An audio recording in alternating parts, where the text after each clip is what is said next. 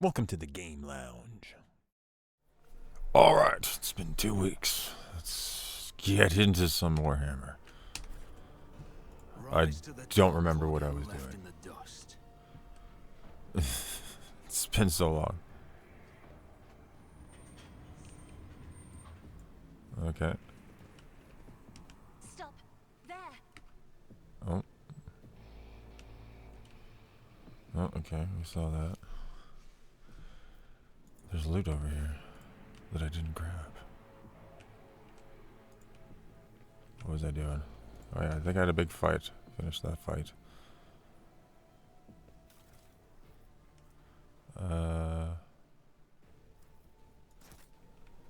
I have a feeling I needed that for something, and I can't remember. For sure. It was like something over here, wasn't it? I think. Let's go check. Oh wait, no. No.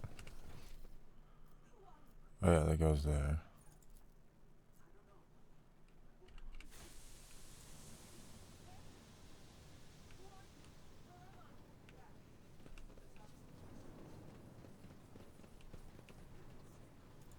An expected result. Was it here? Pretty sure. I think so.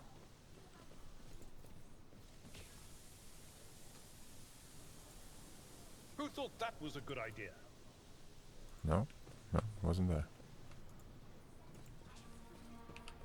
There was. But I can't find it. It's been too long.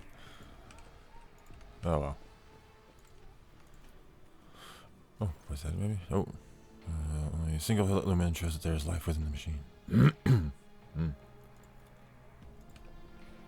Okay. Oh, yeah, good. Ah! Found it!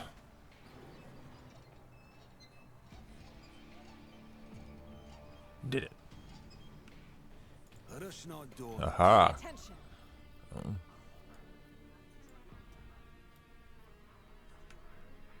We should deal with this. I'll brush this off. Ow. The towering furnace wreathed in scarlet light fills you with awe as you approach. The heavy thrum of ancient servo motors erupts from the machine's depths, along with crackling binaric undertones. The dust-covered keys are illuminated by a faint pale glow. Disable the traps. The furnace responds with a short binaric signal. Signal. Why did I have trouble with that? That evokes the mechanical rusting of unseen switches. And the gas supply? A long binaric trill from the guts of the furnace triggers a wave of quiet clicks coming from every direction. Nice. Now get the data. Rumbling builds up in the bowels of the furnace, growing stronger apace with the sound of ancient motors. The rumble is echoed by the screeching of metal gears and the clanging of unknown mechanisms. Slowly, almost hesitantly, the creation of the Adeptus Mechanicus disgorges a databank engraved with the coat of arms of House von Valancius. Okay, we got that. The old research cogitators are unpowered. Okay. Is that it? Well, obviously that was for something. What's in the journal? Is there something from there? Okay. I always keep my options open.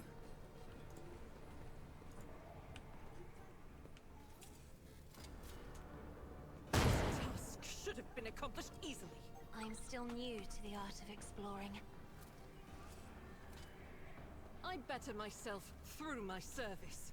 I woke up with a feeling of wonder, as if a field of flowers was blossoming nearby. I won't forget this. The pain will subside. I owe you a debt. There we go.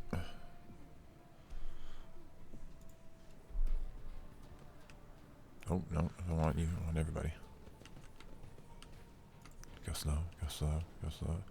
Oh! He's right there. I'm gonna have to probably fight him right there. Save! Actually, we should quickly, Go through our inventories. Alright, then we gotta save again. Save again. Because we're gonna maybe fight a big boss. Keep your wits about you. Oh yeah, we're definitely fighting. What?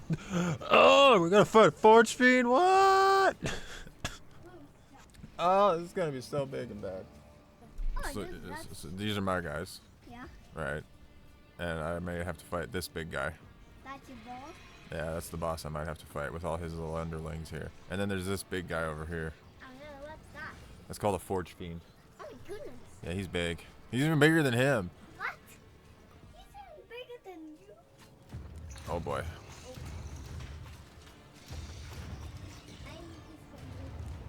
I need this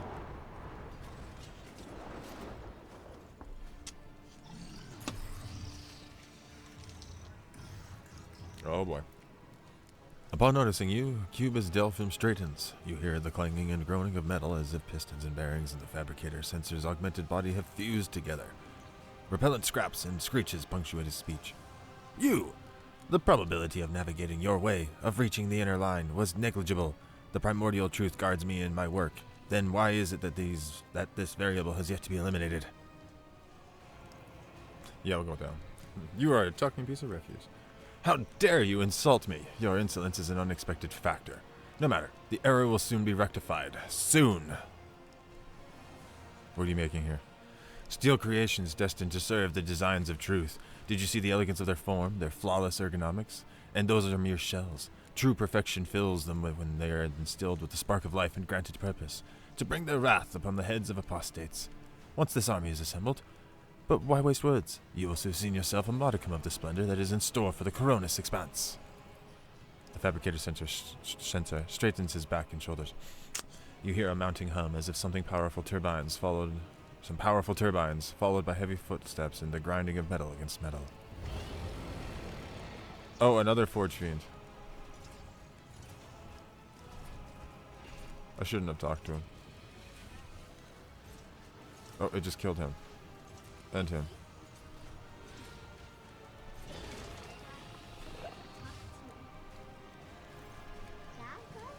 Yeah, I'm talking to this guy. The Fabricator sensor lets out a binaric trill. Witness the weapon designed to carry the glory of the true gods into the darkness of the Coronis expanse. My shepherd has sent me one of his iron angels so that his very presence may instill faith and awe in the hearts of his flock. Accept the greatness of the primordial truth, united with the might of the new Kiava Gamma, and perish. Ooh. I shall purge you. Accept this new sacrifice. Sacred truth. You will beg for mercy, but I will grant none. Oh god. Oh god, they're so powerful. Follow my He did, yeah.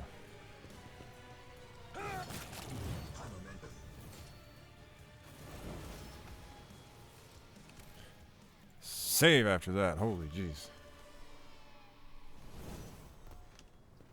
He's got to have something on him. 20 to tech use. Ooh, a chain axe.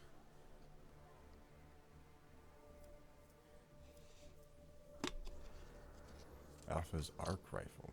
Ooh. Ah, yeah, collect all that.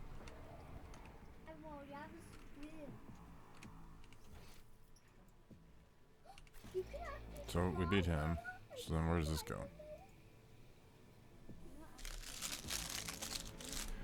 Beat the general. Now we gotta figure out where the rest of this stuff goes.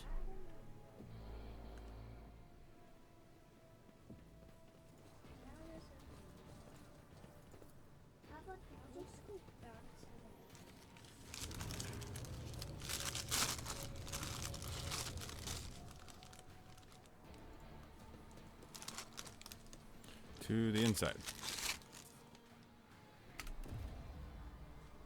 Ooh.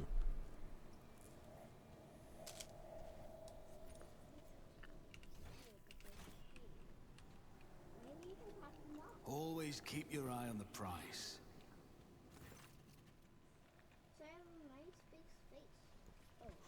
Numerous wires and pipes run to the filthy cages, which are filled with what looks like a conglomeration of human bodies.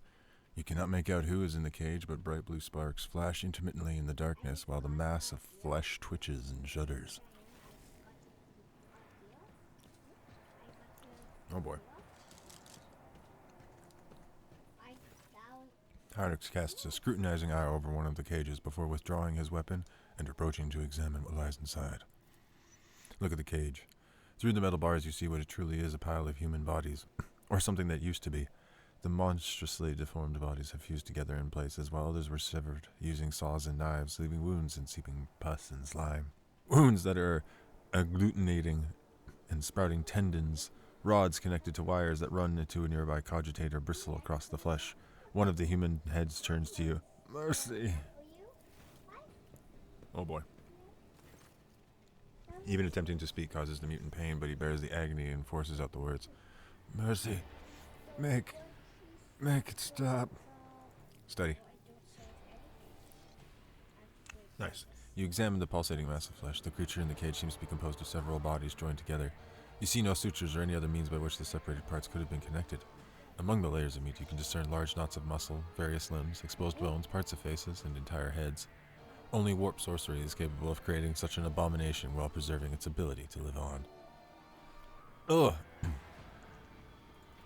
Shoot him in the head.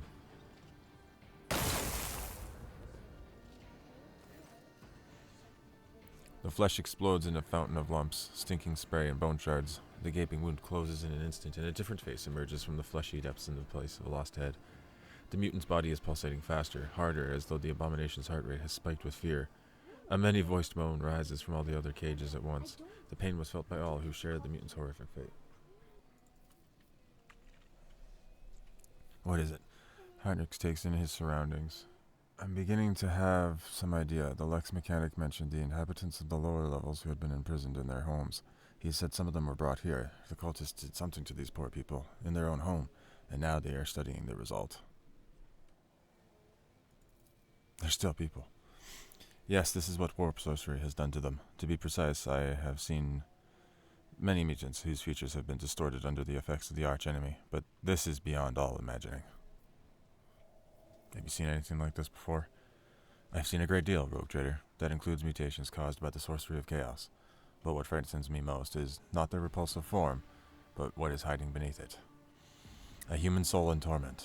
Chaos never forgets to ensure its victims retain the ability to suffer. What are the minions doing to them? To know the workings of dark sorcery means allowing corruption into oneself. These are warp mutations, no doubt. Perhaps there was some side effect, and that is why they were brought here, to be connected to sensors and cogitators. Even fallen tech priests who have rejected the Omnissiah are driven by a perverted hunger for knowledge. Why to the cogitators?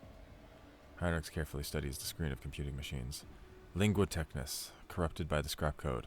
I'm sure it's unlikely we will be able to extract anything of value from their data crypts. Thinking, Heinrich clenches his fist and bites down on a knuckle, and then recoils when the mutant from the nearest cage reaches a hand out to him through the bars. You! A female voice watches you from within the gloom of the cage. Even though half of her head has been turned into a mess of bones and lumpy growths, her single eye looks at you with a surprising amount of intelligence. You promised us!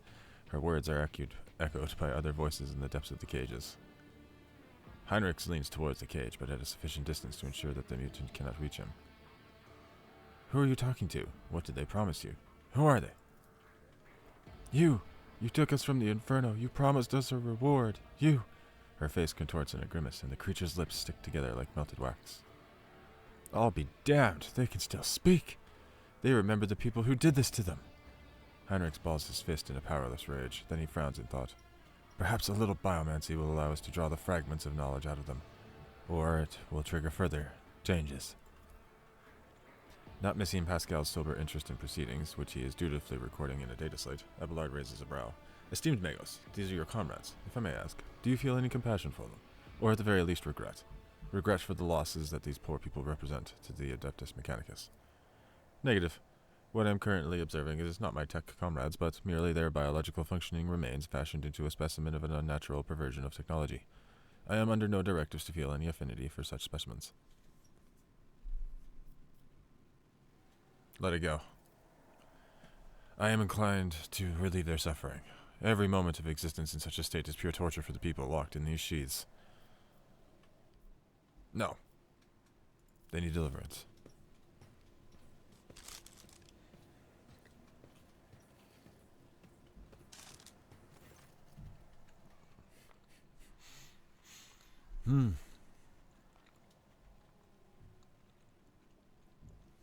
Each mutant, he wavers for another moment and then leans over the cogitators.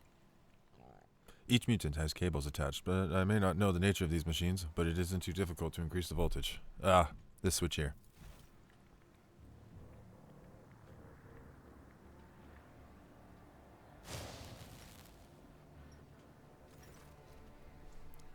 You hear the crackle of electricity, the wires glow with blue sparks, and the creatures locked in the cages drop lifelessly to the floor. The sharp tang of burned meat hangs in the air. That's that, then. But you know what bothers me, rogue trader? The number of people here. There are too few. The lower levels of similar manufactorums are inhabited by millions. What happened to the rest of them? Heinrich shakes his head. I know I won't like the answer. Let's go. We still haven't done what we came here to do. Oh, jeez.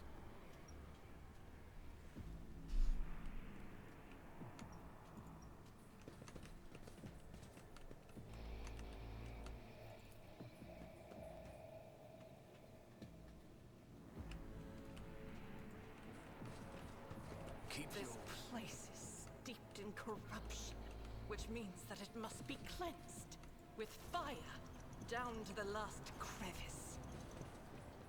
Sister, tame your fervor. Your zeal is laudable, but first I must ascertain the intentions of the archenemy, not crush its manifestations without a second thought. The data vault.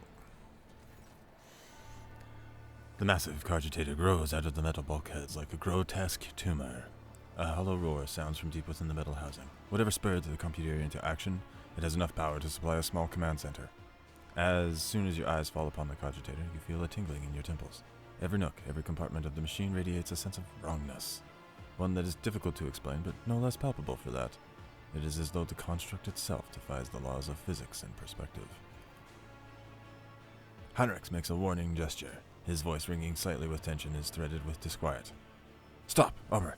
That is a creation of the archenemy. Don't go near it. You have done enough for me and my mission. Don't put yourself at risk now.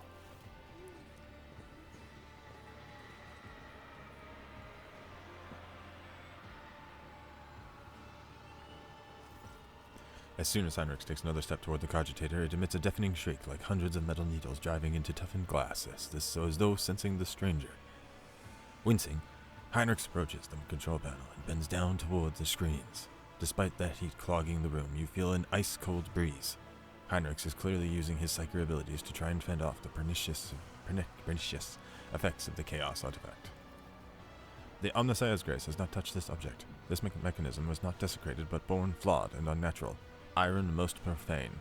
Pascal unhurriedly produces a data slate. Initiating observation log. Let not fear stand in the path of knowledge. A minute passes, then another.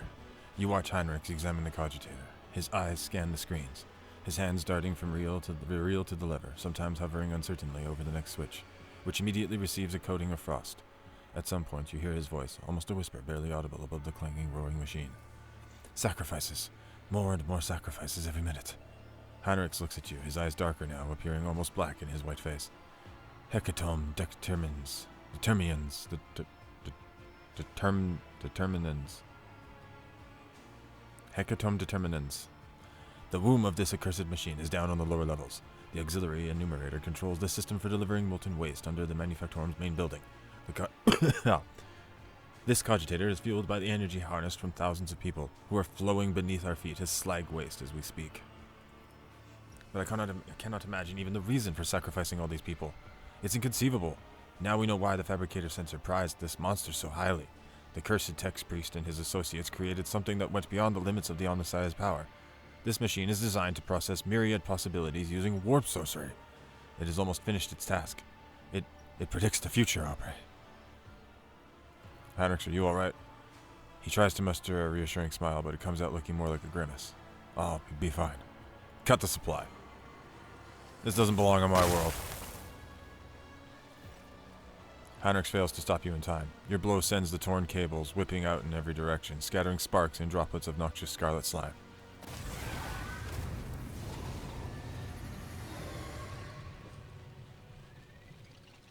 You dare cross an agent of the throne? I'll make it happen. Another enemy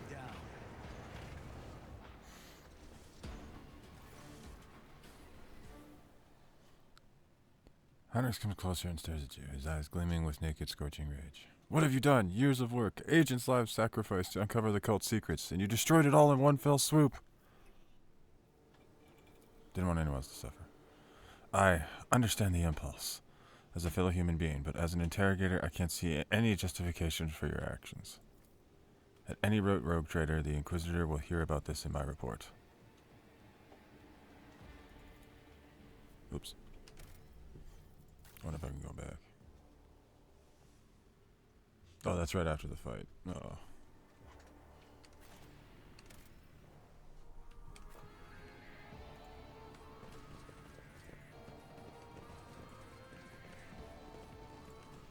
I always keep my options open.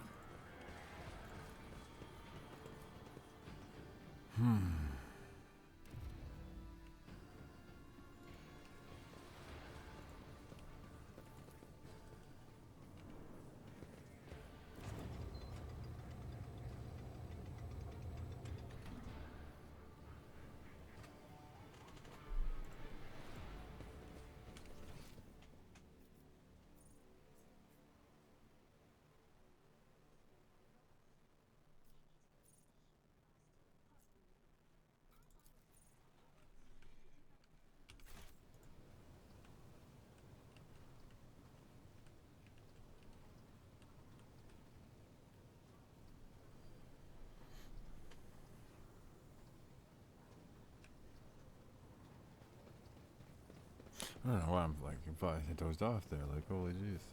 I even had like a long sleep last night. I don't know what it is.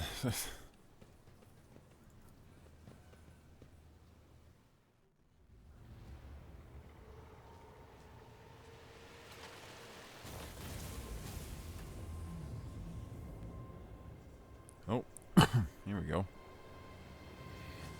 Oh.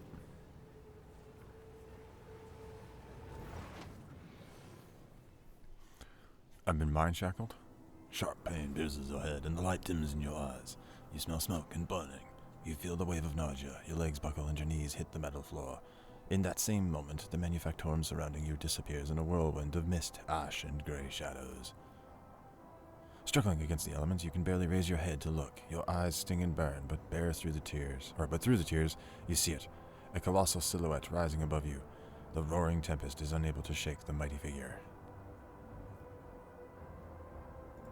Awareness. Oh my. Erlan the Cruel. You squint and wipe away the tears, and for a moment your vision clears, but before you stands a mighty giant clad in dark armor, lavishly adorned with bas reliefs of snarling demonic silhouettes and punctured with prayer scrolls. 2 braziers are mounted behind his shoulders, burning with unnatural blue flames, and emitting thick black smoke that curls and twists upward like a funnel. Behind the giant you capture a brief glimpse of a crumpled figure bound in chains. The warrior's inhuman eyes bore into you. I am the master of those who have been felled by your hand in the halls of the primordial truth. I am Erlan the Cruel. The souls of my followers returned to the fount of power they served, crying out for me to cast my gaze toward this sacrilege. And what do I see? Yet another lackey of the corpse emperor.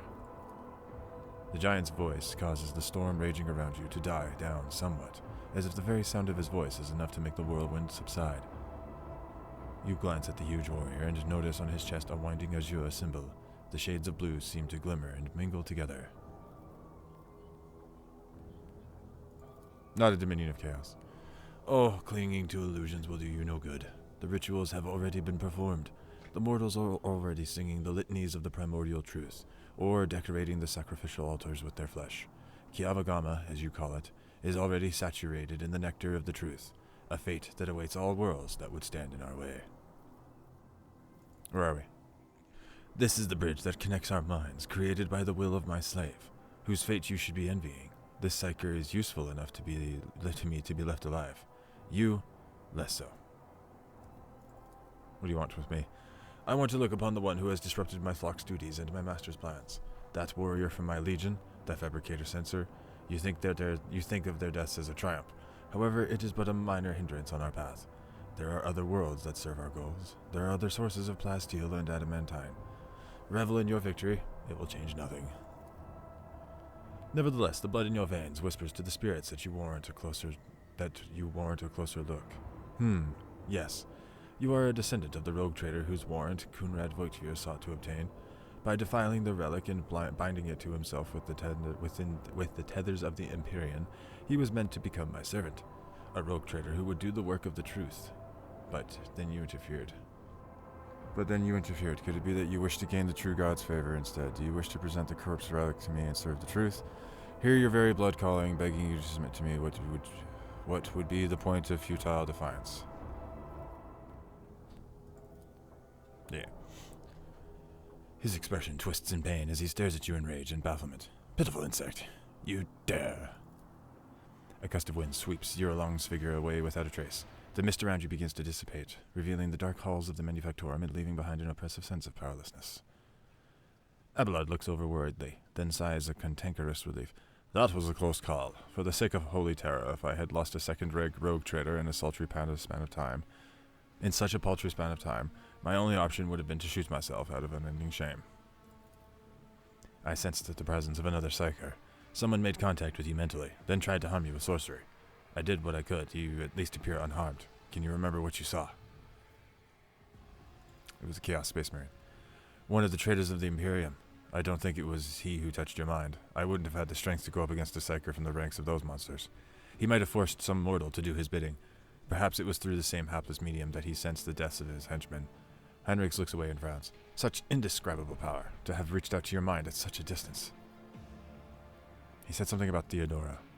Sister Argenta, who has been watching all of this intently, grows pale and makes the sign of the Aquila to ward off evil. Heinrich stares at you. Whether in surprise or anger, you do not know. Then he gives a curt nod. I see. We can theorize later, although I will say, Aubrey, that these words do not leave much room for interpretation. Well, I've been denying it this whole time. The Manufactorum around you looks the same as before the vision. Maybe the shadows have grown a little deeper and darker. You dust yourself off and continue on your journey through the darkness. Ooh. The world's industrial heart has fallen to corruption, but numerous faint fox signals from the periphery indicate that the planet's small manufacturing clusters survived without succumbing to the heretics. The sacred machines and hallowed lathes from these abodes have been reverently transported to the safety of the ship's holds. The fate of Kiava Gamma hangs in the balance. Iconoclast. The blast furnaces are lit again. Machines once more fill the air with screeches and squeals, and the mag trains of wagons stretch in the lines from one workshop to the next. But the cogitators by Narek chance carry alarming rumors of malevolent and foul traces of corruption still lurking in the deepest chambers of the Manufactorum.